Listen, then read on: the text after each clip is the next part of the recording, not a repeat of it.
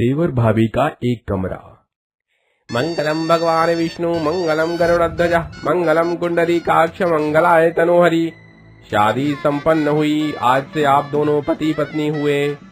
अग्नि के 7 फेरों के साथ संध्या की शादी जीतू के साथ हो जाती है और वह अपने ससुराल चली आती है। संध्या का ससुराल एक कमरे में सिमटा हुआ था। ये देखकर संध्या के आंखों में बसे अरमान एक ही क्षण में टूट गए। हे भगवान, मेरे ससुराल में तो एक ही कमरा है।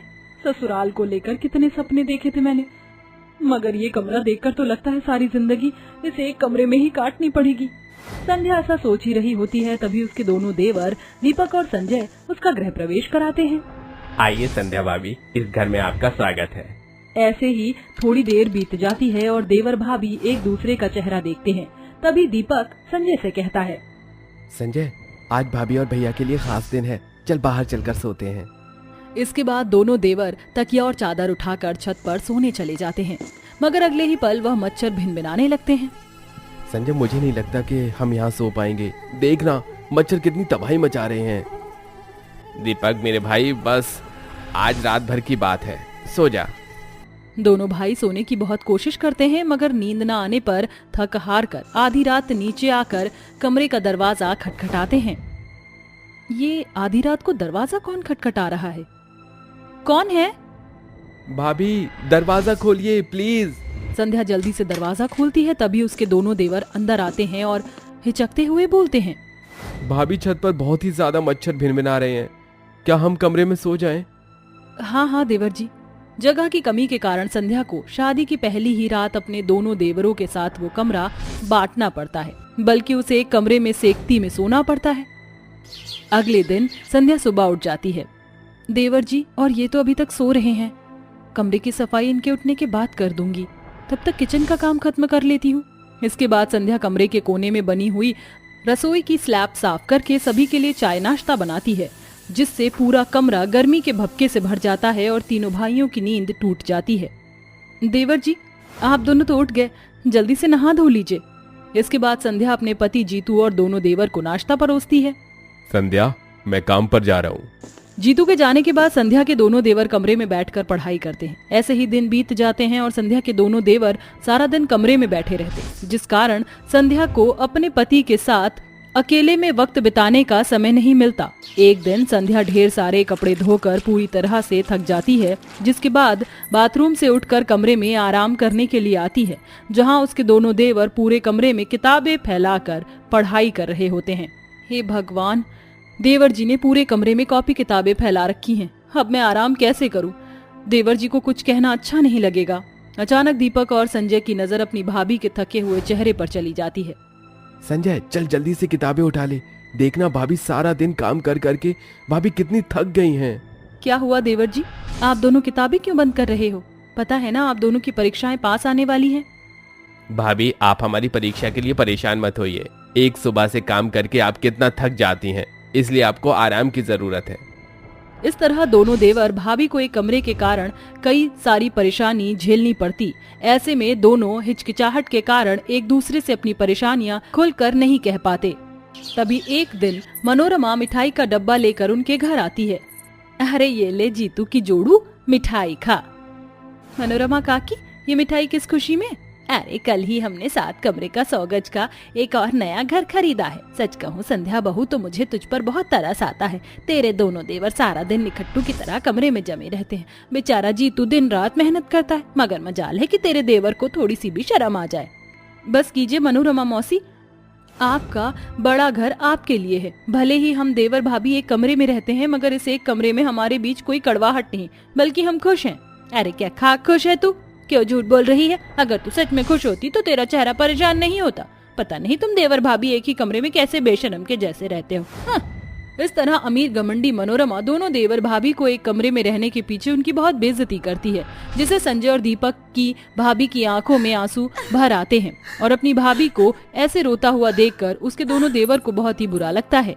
रात को जब जीतू घर आता है तो उस रात अपने दोनों देवर के सो जाने के बाद संध्या जीतू से कहती है, सुनो जी, आखिर कब तक हम एक कमरे में रहेंगे? आज तो हम 4 जने हैं, कल को हमारे बच्चे होंगे तो परिवार बढ़ेगा, और कल को जब देवर जी की शादी होगी तो मेरी दोनों देवरानियां कैसे रहेंगी? इस एक कमरे में? आपको नहीं लगता कि अब हमें बड़ा घर ले लेना चाहिए? क्या मैं नहीं चाहता कि हम भी बाकी लोगों की तरह बड़े घर में रहें, मगर इस एक कमरे में जिंदगी काटना हम गरीबों की मजबूरी है। पिताजी माँ के चले जाने के बाद मैंने अपना बचपन झोंक कर दिन रात भूखे प्यासे रहकर मैंने भरी गर्मी में ईंट की भट्टी पर ईंट ढोया और अपने दोनों भाइयों को पढ़ाया लिखाया और पाई पाई जोड़कर एक कमरा बना सका। अब तो बड़ा घर लेने के लिए मैं मजदूर आदमी अपनी जान तो नहीं दे सकता।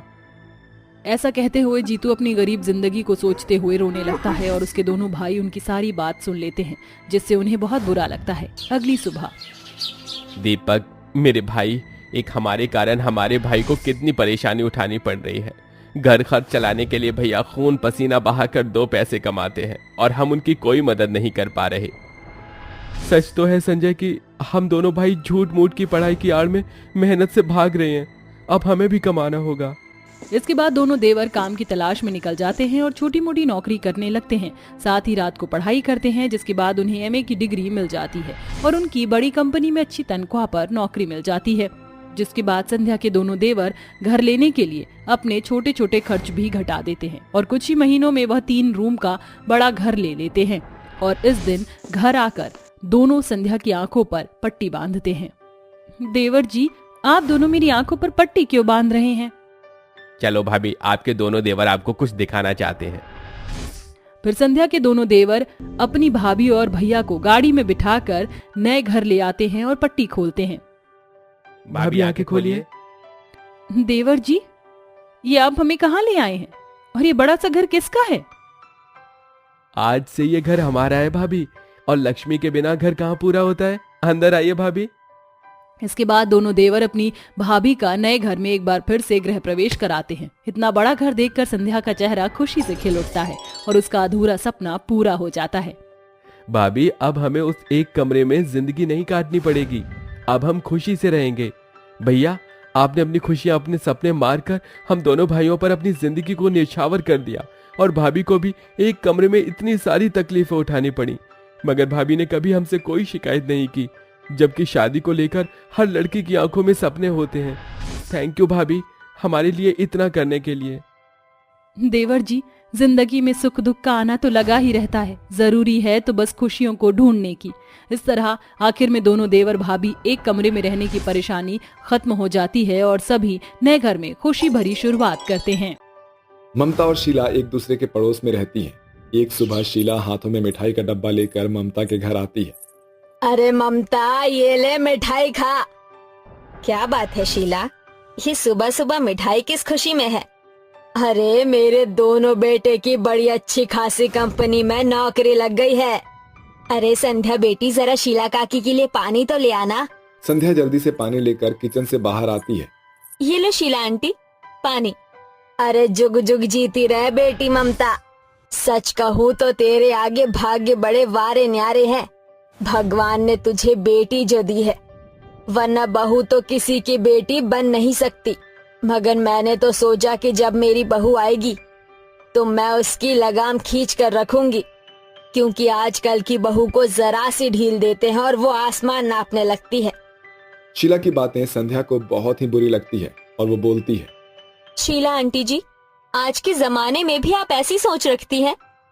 आखिर बहू भी तो किसी की बेटी होती है। अरे ममता, देख तो जरा तेरी ये मरजानी बेटी कैसे कैची की तरह जुबान चला रही है। तूने इसे सिखाया नहीं है क्या कि जब बड़े बात कर रहे हो तो बच्चों को बीच में नहीं बोलना चाहिए? शीला, वो क्या है ना, मैंने अपने बच्चों को गलत पर चुप रहना नहीं सिखाया है। अरे ऐसा भी क्या गलत बोल दिया मैंने? बेटी जात का इतना बोलना शोभा नहीं देता। कहीं ऐसा ना हो कि तेरी ये बेटी 36 जोड़ी चप्पल जूते घिसवाए। अच्छा है जो भगवान ने मुझे बेटी नहीं बल्कि 2 बेटे दिए हैं। बेटे कमा कर लाते हैं और बिटिया सब कुछ बटोर कर ले जाती है। बस कर शीला, मेरी बेटी मेरे लिए बोझ नहीं। खुशकिस्मत होता है वो घर आंगन जहाँ बेटियां जन्म लेती है। अब चली जा यहाँ से।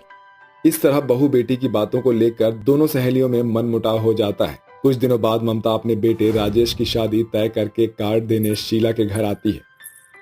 मालकिन, ममता बहन आई है।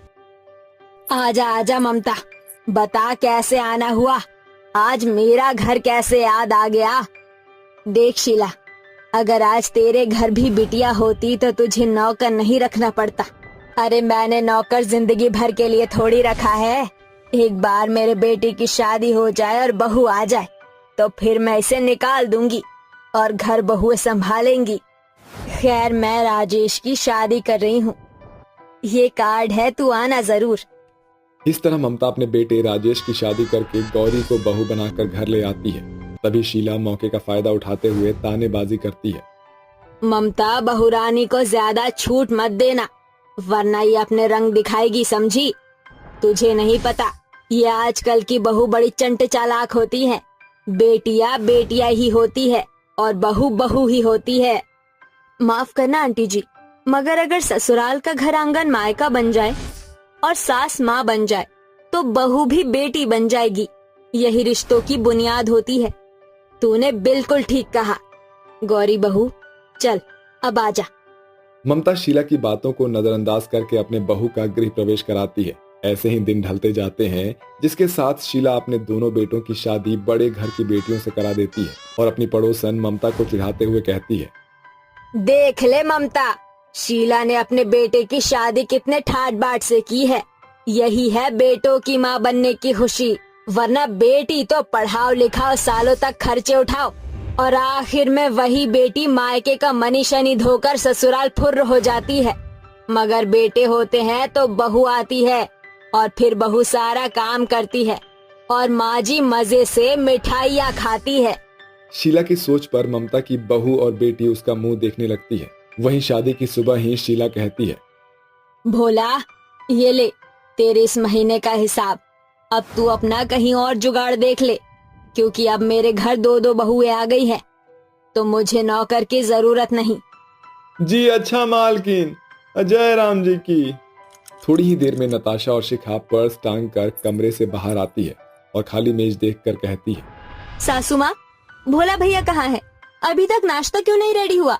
हमें ऑफिस के लिए देर हो रही है। अरे भोला को तो मैंने छुट्टी दे दी हमेशा के लिए। अब दो बहुओं के रहते नौकर की क्या जरूरत। चलो नाश्ता बनाओ। दोनों बहुएं अपनी सास की इस चालाकी पर चिढ़ जाती है, मगर घर में कलेश ना हो इसलिए साथ मिलकर नाश्ता बनाकर सास और पति को परोसती है। Wow Natasha, it's amazing, really. हाँ शिखा, बहुत ही स्वादिष्ट नाश्ता बनाया है। अरे बस भी करो मेरे लाल, ऐसा भी कोई बड़ा तीर नहीं मार लिया बहुओं ने जो नॉन स्टॉप उनकी वाहवाही किए जा रहे हो। सासू mom, you are such disgusting. Sheela के रूखे रवैये को देखकर दोनों बहुएं ऑफिस चली जाती है और शीला कहती है, अब मेरी दोनों बहुएं तो शाम तक आएगी। क्यों ना ममता के घर चलकर उसकी बहू बेटियों का हाल पता किया जाए। फिर शीला ममता के घर आती है, जहां ममता के हाथ गौरी के पैरों में देखकर शीला तिल का ताड़ बनाते हुए कहती है, शिव शिव शिव शिव, यही देखना बाकी रह गया था जब सास बहू के पैर दबाए। ये तो होना ही था। मैं ना कहती थी ममता, बहू कभी बेटी नहीं बन सकती। कहा तेरी बेटी ने आज तक तुझे एक दिन का भी नहीं उकसाने दिया, वहीं तेरी चालाक बहू ने 2 दिन में तुझसे पैर पकड़वा लिए। अरे शीला, तू फिर शुरू हो गई। बहू के पैरों में मोच आ गया था। अगर क्या उसकी जगह मेरी बेटी होती तो मैं उसे छोड़ देती? नहीं ना। अरे शीला, तू बड़ी भोली है, मगर ये आजकल की बहुएं बारूद की सोच रखती है, समझी? बचकर रहना। माँ जी, मैं आती हूँ। हाँ हाँ बहू, तू जा। गौरी के घर से निकलते ही शीला ममता को भड़काते हुए बोलती है, अरे ममता, ये तूने अपनी नई नवेली बहू को ऐसे अकेले कैसे बाहर जाने दिया? अरे वो अपनी सहेली से मिलने गई है और तूने जाने दिया? अरे वाह, तेरी बहू है, बेटी नहीं। और बहू को इतना छूट देना सही नहीं होता। कल को तेरे सर पर चढ़कर नाचेगी। शीला, वो बाद में मेरी बहू है, पहले एक इंसान है और मेरे लिए मेरी बहू और मेरी बेटी बराबर है। तू भी इस बात को मान ले। तुझे समझाना बेमतलब दिमाग खर्चना है। मैं चलती हूँ, शाम हो गई। फिर शीला घर आती है। तभी शीला बेचारी दिन भर की थकी हारी बहू के घर आते ही उन पर चढ़ बैठती है। अरे पहले ही दिन दफ्तर से इतनी देर से घर आओगी? तो रोटियां क्या रात के 12 बजे पकाओगी बहुरानियों? सास को ऐसे धौंस जमाते देखकर बहुएं पिनकते हुए बोलती है। तो किसने कहा था आपको भोला को घर से निकालने को? माँ जी, हम दोनों इस घर की बहू हैं, कोई कठपुतली नहीं जो आपके इशारों पर नाचती रहे। अरे तेरी ये मजाल जो मुझसे ऐसे बात करती है। रुक, अभी मैं अपने बेटे को फोन लगाती हूँ, तेरी अकल वही ठिकाने लगाएगा। ओह गॉड, मुझे समझ नहीं आता आप सभी सास इतनी टिपिकल क्यों होती है। बस बहुओं पर बेमतलब का धौंस जमाने के अलावा आपके पास कोई काम नहीं होता। और माँ जी, अब अनुराग और संदीप आपके बेटे बाद में हैं, पहले हमारे पति हैं, इसलिए हमसे होशियारी करना कहीं ऐसा ना हो ये होशियारी आपको बड़ी भारी पड़ जाए। शिखा और नताशा शीला को टशन भरी नजरों से देखती है। अब दिन ऐसे ही बीतते जाते हैं। शीला अक्सर अपने बेटों से बहुओं की शिकायत लगाती रहती थी, मगर बेटे बेचारे बोलते भी क्या। उन्हें भी शीला का स्वभाव पता था। थक हार कर शीला मायूस होकर ममता के पास आ जाती है। अरे शीला, तू रो क्यों रही है? सब ठीक तो है ना? क्या बताऊं ममता, मेरी बहुओं ने मेरा जीना मुहाल कर रखा है। आज उन्होंने साबित कर दिया बहुएं कभी बेटी नहीं बन सकती। अगर उनके जगह मेरी बेटी होती तो वो मेरी कही दो बातें बर्दाश्त कर जाती। शीला, ऐसा नहीं है, बहू भी बेटी बन सकती है, मगर तब जब तू उसकी सास की तरह नहीं बल्कि उसकी माँ की तरह उन्हें रखे। ये प्यार ही तो रिश्ते की नींव होती है। हाँ शीला आंटी, एक बार, बस एक बार सास बनकर नहीं, माँ बनकर अपनी बहुओं को ट्रीट कीजिए। घर आकर शीला सारा दिन सोचती है और बहू के घर आते ही उन्हें पानी के लिए पूछती है। ये लो बहू, पानी पी लो। शुक्रिया सासू माँ। जल्दी से हाथ मुंह धो लो, मैं खाना लगाती हूँ, सब कुछ तुम्हारे पसंद का है। सास का बदला स्वभाव देखकर दोनों बहू सुकून से भर जाती है और खाना खाती है। तभी शीला कहती है, बहू मुझे माफ कर दो, तुम दोनों दिन भर थकी हारी घर आती थी और तुम्हारे आते ही मैं तुम पर अपनी बातें थोप देती थी। मुझे समझना चाहिए था कि तुम भी किसी की बेटी हो। वी आर सॉरी सासू माँ, हमें भी आपके साथ उस तरह पेश नहीं आना चाहिए था। क्या हम फिर से एक नई शुरुआत करें? हाँ बहू। शीला के बदले स्वभाव से उसकी बहुओं के साथ बनने लगती है। जहां दोनों बहू अपनी सास के साथ घर के सारे कामों में हाथ बटाया करती है, वहीं शीला भी उन्हें बेटी की तरह रखती है। सच है, अगर सास माँ बन जाए तो बहू को बेटी बनते देर नहीं लगती है।